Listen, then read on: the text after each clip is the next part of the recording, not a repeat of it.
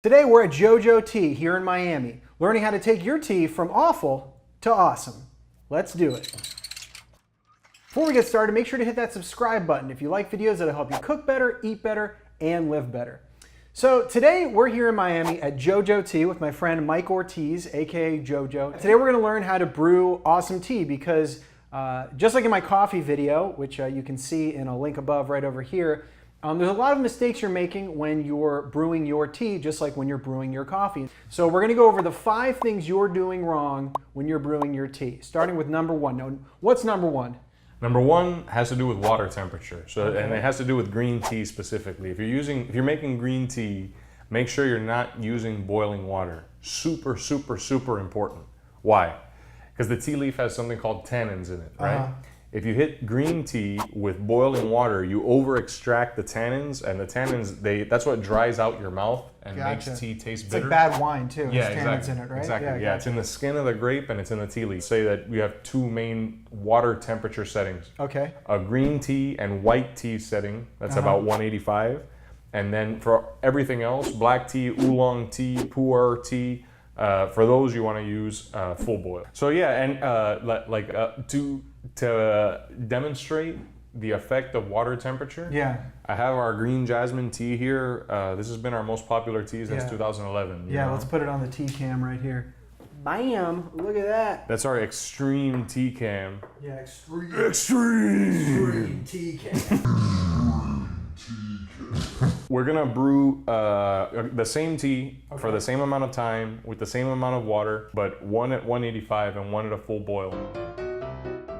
All right, so this is the improper steeped one. No, that's the good one. Okay. On the left, and then on the right is gonna be the bad one. The boiled. So let's go ahead and taste first. So this is a good one. Yes. Okay, let's try this.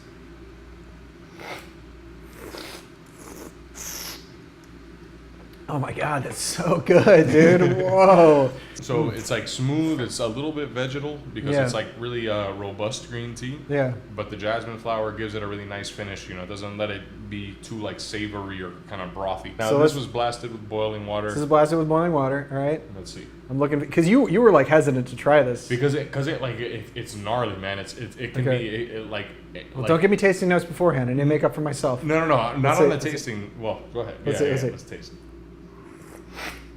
Oh man, that's like so bad. Yeah, I get like it's like it so feels bad. Wrong. You know what I mean? That's so bad. Yeah, you see, like it feels wrong for a long time. Yeah, it's gross. And this is crazy, right? And this is why I think it's so important to note this, right? Is that we have some really good tea here. Like this is some excellent tea, and you use the proper temperature, it's not good tea anymore. So that brings us to point number 2.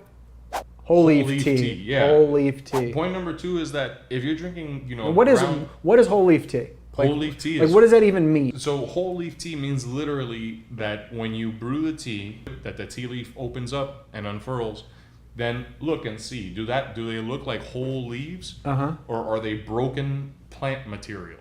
Okay, so it's pretty self-explanatory. It's like it's a whole leaf. Yeah, it's literally whole leaf tea. Because all tea should be whole leaf. Yes. Right? Okay. Yes. Ideally should be whole leaf. So why do you want whole leaf tea over ground tea? So, okay, the tea leaf, right, is a big network of veins and arteries.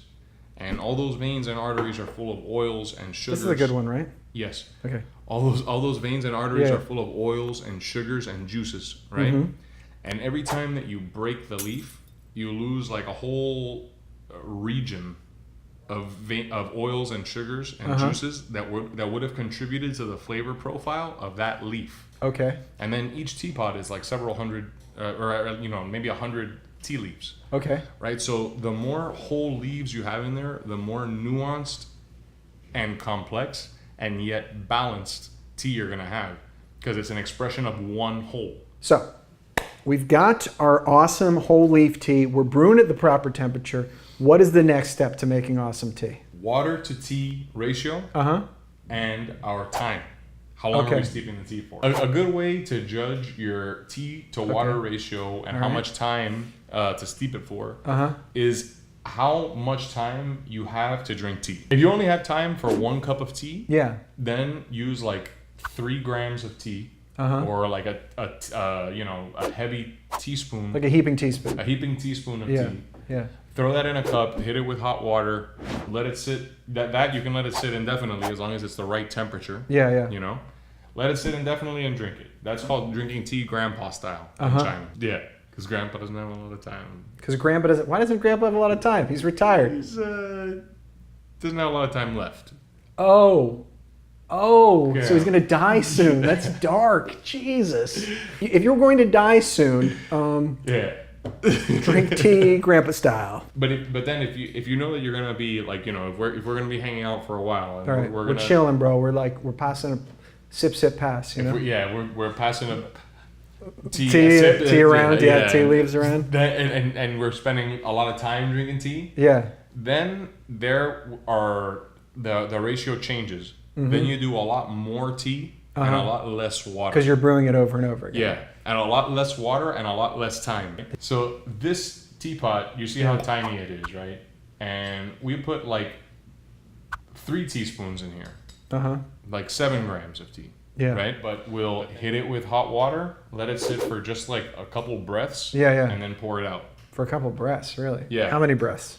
So the first brew takes a little bit of time. Yeah. That's 5 breaths. Yeah. The next brew, the leaf is already giving out oil and juice and sugar. Yeah. So the next brew will do 3 breaths, and then the next brew 4, and the next breath 5, and the next breath 6, and just add a breath for every brew.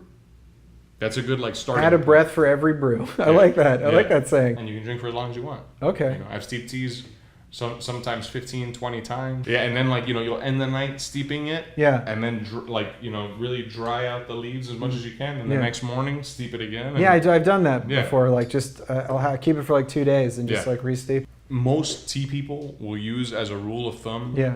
You can steep green tea for 3 minutes and any other tea for 5 minutes. Yeah. All right. So we've got our great tea. We're using the proper temperature. We're using the proper ratio of water to tea.